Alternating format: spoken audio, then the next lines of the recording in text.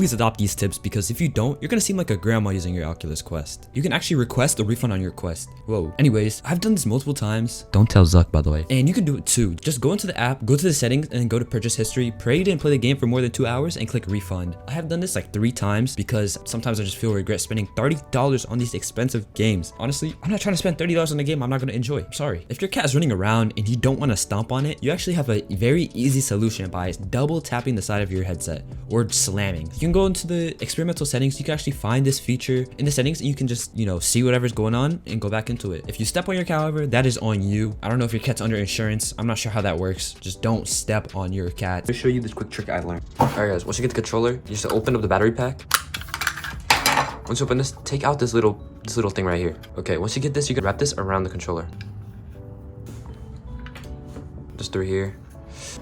And then you put this back in there somehow.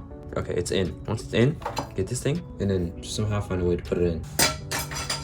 Oh my god.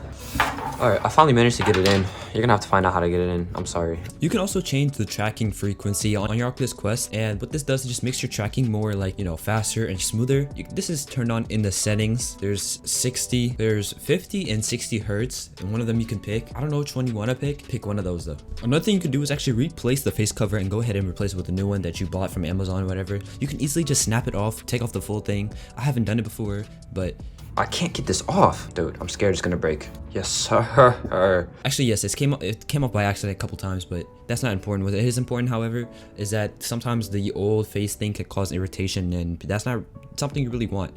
So you can go ahead and replace it with using VR covers, and I'll link a website in the description that you need to use. Here's another tip I actually wanted to introduce to you guys. Okay, what you can do is actually, you see this, a little IPD adjustment. It's kind of hard to see. This little IPD adjustment, you can actually move the things left to right. You can actually set it in between, so I got it.